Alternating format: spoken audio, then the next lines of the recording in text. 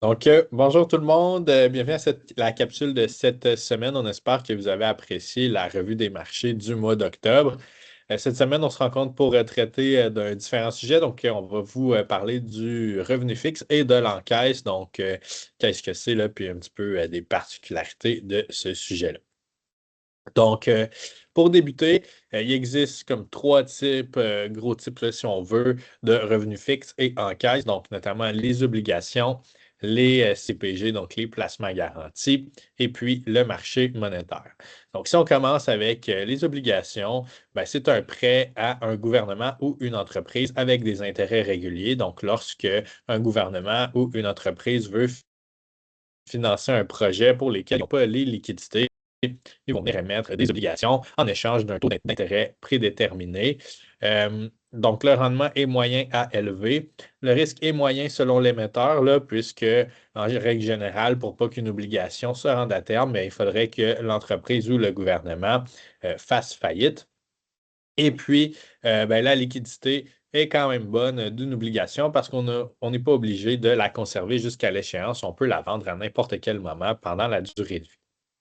Ensuite de ça, on a les CPG, les placements garantis. Ça ici, ça offre un taux fixe pour une durée prédéterminée. Donc, les rendements offerts vont habituellement être faibles à moyens. Le risque est très faible étant donné que le capital est garanti, mais la liquidité est également faible puisque, comme j'ai déjà mentionné, l'argent est placé pour un moment de temps X. Donc, on ne peut pas toucher à l'argent avant que le placement vienne à échéance. Finalement, on a le marché monétaire, c'est aussi ce qu'on appelle les bons du trésor ou les dépôts à terme. Donc, c'est des placements pour du terme lorsqu'on a un projet qui s'en vient dans pas trop longtemps. Le rendement qui est offert est faible, mais ça reste mieux que de conserver l'argent dans un compte chèque qui ne rapporte rien. Le risque est très faible également, là, puisqu'il n'y a aucune fluctuation négative reliée au marché monétaire. Puis la liquidité est très bonne, là, donc on est capable de venir liquider ce type de placement-là très rapidement si jamais on a des besoins pour lesquels on doit aller toucher au montant d'argent. Donc, je vais laisser Tristan poursuivre pour la suite des choses. Donc, moi, je vais vous parler un petit peu de la variation du revenu dans le temps.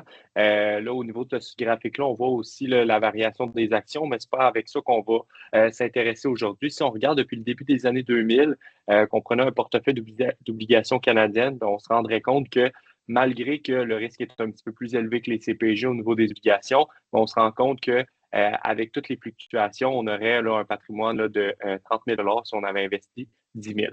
Où est-ce que c'est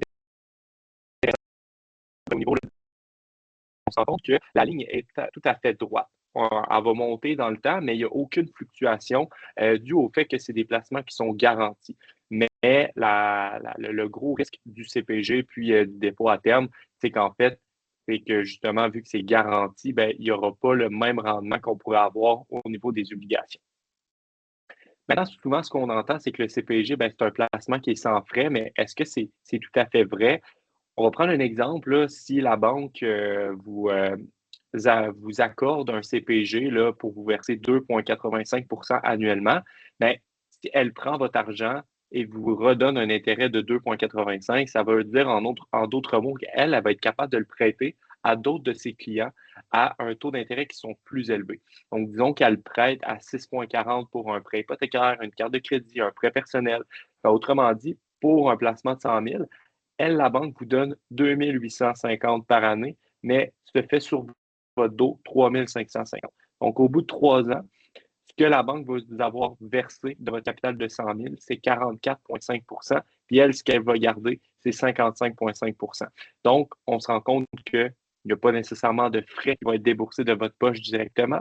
Par contre, c'est vraiment le type de placement que la banque va pouvoir se garder la plus grosse marge de profit dans ses poches.